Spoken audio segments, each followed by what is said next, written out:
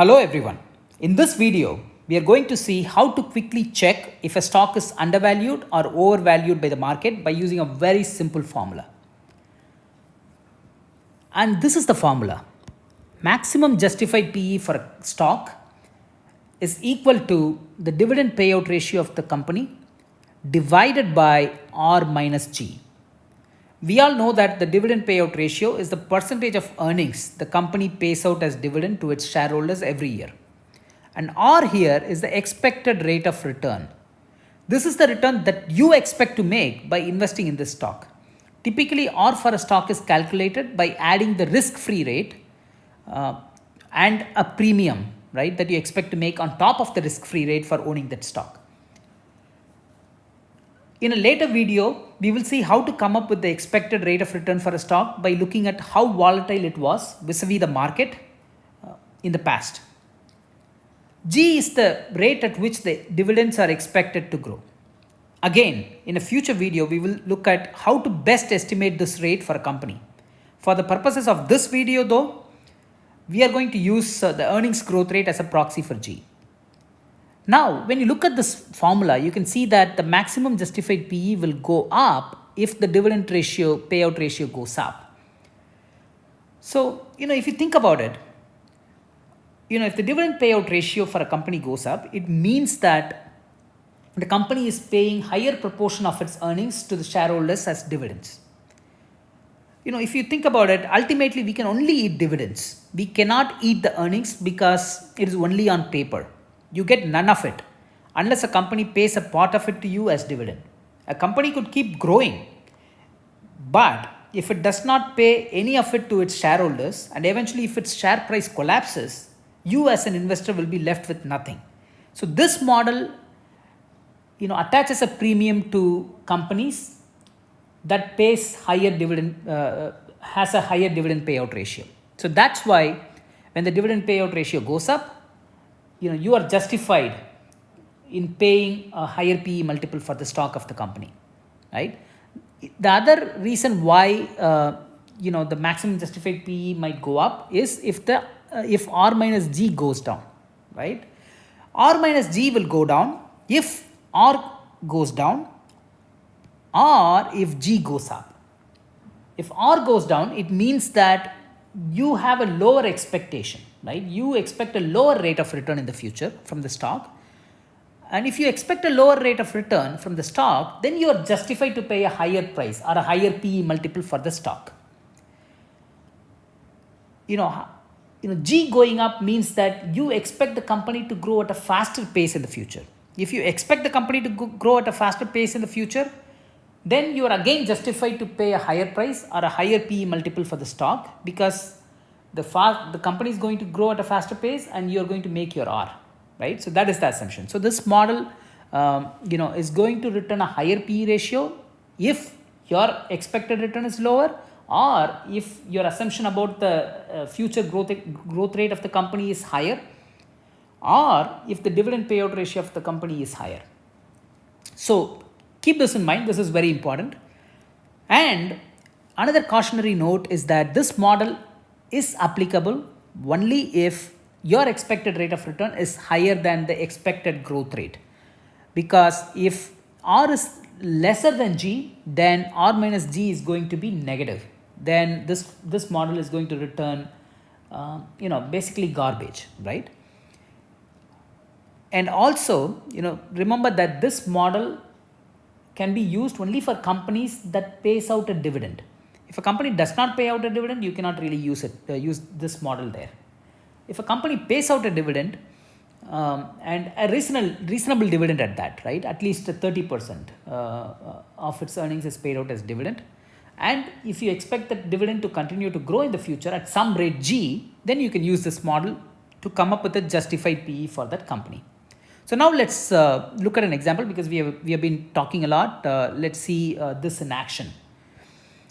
I have taken this company ITC Limited, which is a large company and it is part of Nifty 50 index in India.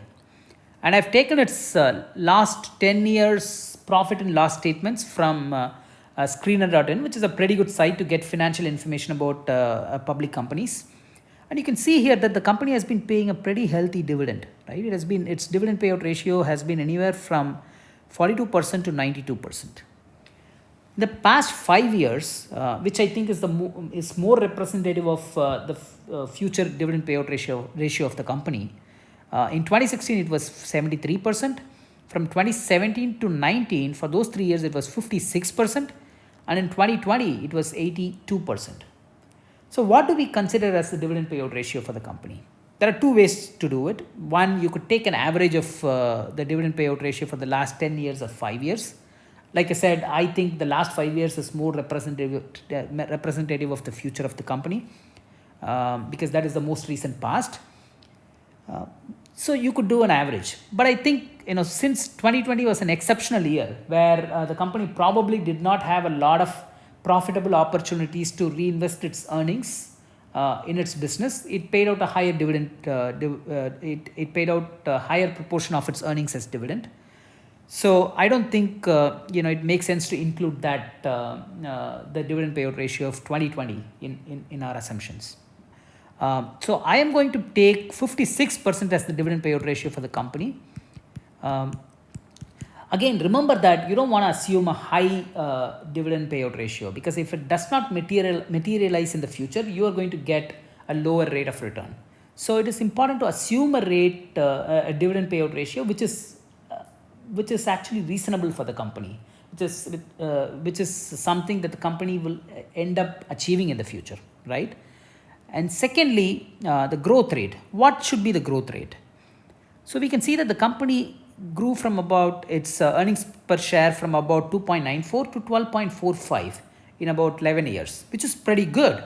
And we can see here that the compounded profit growth for the company is 14% in the past 10 years. However, we can also see that the compounded growth rate in the past 5 years was only 10%. So clearly the company is slowing down. So which one do we take? Do we assume 14% or 10%? I think neither. We can see that the company is slowing down. We don't want to assume a higher growth rate, because that is going to give us a higher PE multiple, right? We want to be conservative. We want to build in a margin of safety in our model. So, I think for a company like ITC, it is reasonable to assume that it will grow its earnings and thereby its dividends at a rate of 8% in the future. So I'm going to go with the G of 8%.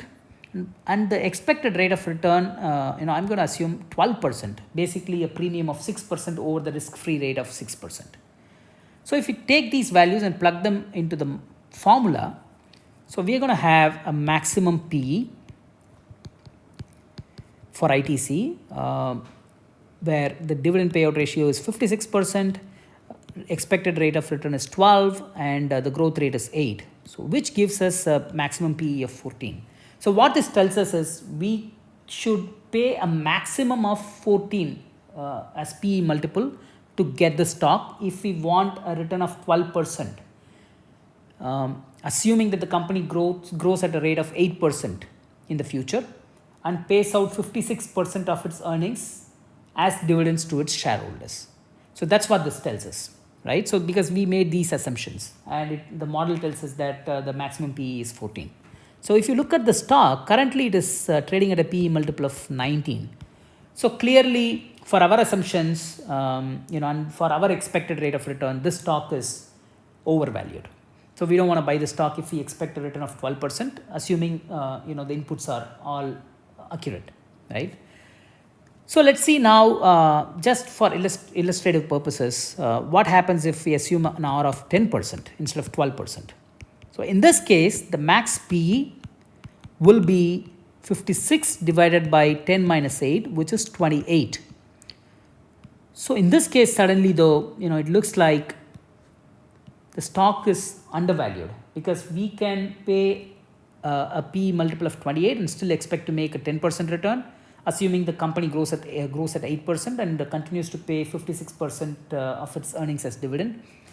But the company is currently trading at 19, right? So, so it looks like it is undervalued, right? So do we just go and buy the stock? No, because there are other factors we will want to look at. We'll want to look at the cash flow of the company. we'll want to look at the debt, the balance sheet, the financial health of the company. We'll want to look at several other factors before we decide whether to go and buy this company stock or not, right? But this model is still very helpful to quickly check if we should even be spending time on looking further into this company at this point or not, right? Is its valuation in an attractive range for us to do a deeper dive into the financial health of the company or not, right? So this model is still very helpful for retail investors, because you should always remember that the return that you expect to make, the future returns from a stock, is always a function of the price that you pay to acquire that stock in the long run, right? In the short run, nobody can tell what can happen in 1 year or even 5 years time frame. But let's talk 10 years, 20 years. It is always a function of the price you pay. So if you pay a higher price, that is higher PE multiple, you can only get a lower return. If you pay a lower PE multiple, you can get a higher return, assuming everything else remains the same, right? So that is one. This model clearly tells you how important price is for long-term success of an investor.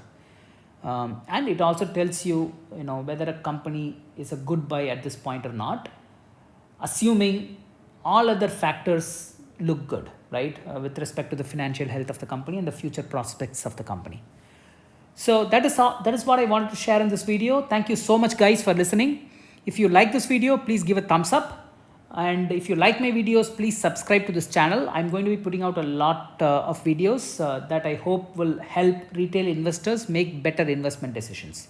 So thank you so much. Please stay safe. Take care. Until next time, bye.